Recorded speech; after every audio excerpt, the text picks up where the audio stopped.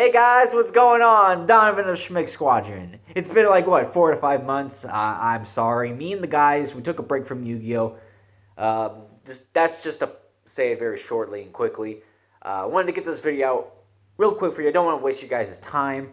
But this is a video about 5 decks or so that just didn't succeed over here in the TCG. And before I actually get to the decks, I need to give credit where credit is due. I got this idea for this video by watching a video by Team APS where they talked about a bunch of decks that were very hyped up but didn't live up to said hype. However, the difference, they talked about decks from like the 2013, 2014 era. I'm talking mainly about decks from 2015 to 2017. And that's mainly because that's when I started getting into competitive Yu-Gi-Oh! So, let's get right into it. The first deck I want to talk about, we go to Clash of Rebellion. This is where this was the first booster set really I got involved with, started buying packs for.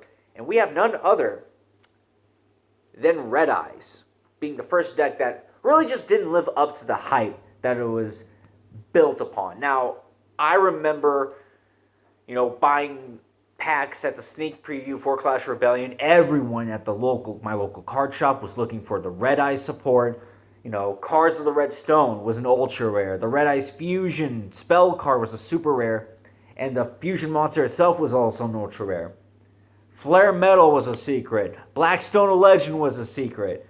And I remember for a very long time, Blackstone of Legend was like a $50 card. And it blew my mind that it was a $50 card because this deck was just not as good as the hype lived up to be. It was like a tier 3 deck, not even a tier 2 deck. Because the thing is that even though the deck has a lot of really powerful fusions now, back at Clash of Rebellion, all you had really to summon out of Red Eyes Fusion was Archfiend Black Skull Dragon, and if you summoned him, you couldn't special summon any other monsters, and that's the biggest problem with this deck. It has a lot of really cool cards. Like I said, Blackstone of Legend is an amazing card for the deck, but the deck has so many restrictions. A lot of the monsters are Gemini monsters for some reason. If you play Red Eyes Fusion, you can't special summon. If you used one effect from the Red Stone, you can't use the other effect of the Red Stone. And because of that, the deck was just too slow. And quite frankly, it got overshadowed by the Blue Eyes support and even the Dark Magician support. Even if you wanted to play the rank 7 spam version that the Red Eyes deck could be, Dark Magician did it better. So if you're going to play a rank 7 spam deck, you're going to play Dark Magician, not Red Eyes. So, moving on to the next deck, we have, oh boy, a deck that I really don't like. And it's a deck that I faced so often when it first came out online. And that is Psyframes. Right here, I got Omega for you guys so you can see. This is the guy on the list. So, let's talk about Psyframes. So, in its defense, it is a really good deck. It's not a bad deck. But golly, I remember everyone was talking about this deck being one of the next big decks, the next big tier 1 competitor and contender. And even though it is a very good disruptive disruptive deck, and Psyframe Gear Gamma is like a $20 card, I think, by the time I'm making this video, and Omega was like a $50 card going for a very long time before it got its reprint. The deck in and of itself relied too much on like its field spell to synchro summon during the opponent's turn, and quite frankly, it relied too much on the opponent. Quite frankly, if you were playing Psyframes, your opponent just set a monster in defense and they pass turn, Psyframes ain't going to be able to do anything. All of their monsters can't be normal summoned or set. They have to be special summoned from the hand. And by doing so, they have to negate something their opponent is doing. If their opponent's not doing anything, Psyframes can't do anything. And that was the real big flaw for Psyframes. and one of the big reasons why the deck just did not succeed. The next deck I have for you guys to talk about, oh my gosh, this deck got hyped up. I know for a fact, at least in my local area, in St. Louis, this deck got really hyped up, and that was Subterrors. Woo! All I have to say is that this was a TCG exclusive archetype. We were coming off of the Cosmo, hype train that it went on, and we also, Kaijus were starting to get into the meta as the side deck option. Burning Abyss was a TCG exclusive archetype that was still running rampant at tier 1 for a very long time. So a lot of people expected Subterrors to be like that next deck to take over, because if you looked at the first wave of support for Subterrors, it wasn't really that bad of support, especially when you compared it to the Spirals, which was the other TCG exclusive archetype at the time. Their first wave of support was also kind of just like, But the same thing though, that first wave of support, that was the best support they got. It took them almost a full year to get playable, let alone good, not just good, playable to begin with. And that is solely because it just got really bad support. It didn't get all of its good support until its last wave of support, which was like Fiendus and this one trap card, I think Last Battle, I think it's called. And quite frankly, it just got outshined by Spirals. Because Spirals, even though it's not like what it is now, like a tier 1/tier 0 deck, whatever you want to call it, Spirals was still considered the better version, or DCG exclusive archetype, between them and Subterrors. And quite frankly, I just gotta say it, you relied on flipped effects. What were you going to expect? You relied on flip effects. It's not like Shaddolls where they had fusion monsters to go into, and they were really like a good, anytime they were sent to the grave by a card effect, they get an effect. No. You relied on flipping monsters face up and face down. You're a big boy version, big monster version of Ghost Tricks. Get out of here with that nonsense.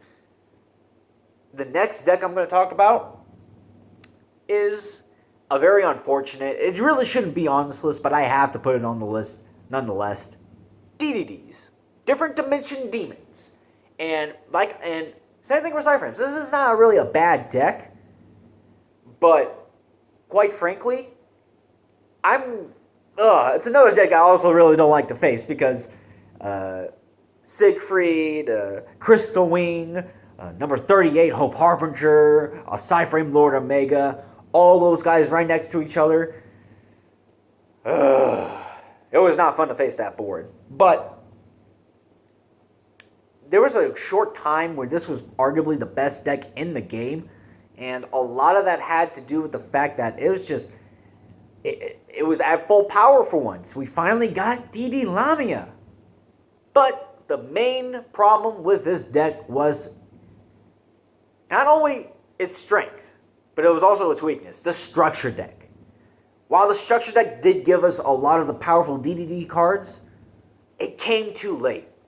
The structure deck was meant to be released, I believe, back in July of 2016.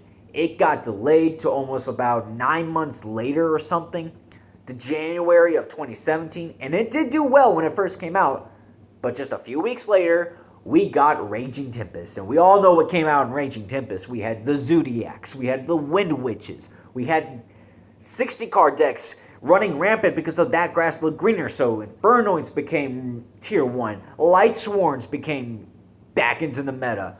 You had zombies getting into the meta. So really, it was just really an unfortunate timing for DDDs. I feel like if DDDs came out around, let's say, October, or maybe around July when they were supposed to be released, yeah, they wouldn't be on this list at all. But the last deck I need to talk about, it's my personal favorite, folks. This is one of my most favorite decks of all time. I love this deck to death. But everyone else hyped this deck up. you all probably should know what I'm going to talk about. It's my Fluffles, baby. It's my Fluffles, my favorite deck. And a lot of hype, the hype really started for this, I want to say late 2016 when we got news of Fright for Kraken and Fluffle Penguin. And yeah, those cards really do help the deck. It really makes the deck a whole lot better. But I swear to God, I heard so many people at my locals say they were wanting to build Fluffles because of one card, Fright for Patchwork, which we still have not been released here in the TCG as of making this video. And for those who don't know what Fright for Patchwork is, it's a spell card that's basically pre-preparation of rights for the deck, but it acts as almost like who's the Atlantean? Neptibus. It's like the Neptibus of the deck. It's an OCG exclusive card that we in the TCG really need. And I remember we thought it was going to come out in Duelist Saga. It didn't come out. We thought it was going to come out in Dimensional Guardians. It didn't come out. We thought it was going to be an import in Code of the Duelist. It didn't come out. We thought it would be an import in Circuit Break. It didn't come out.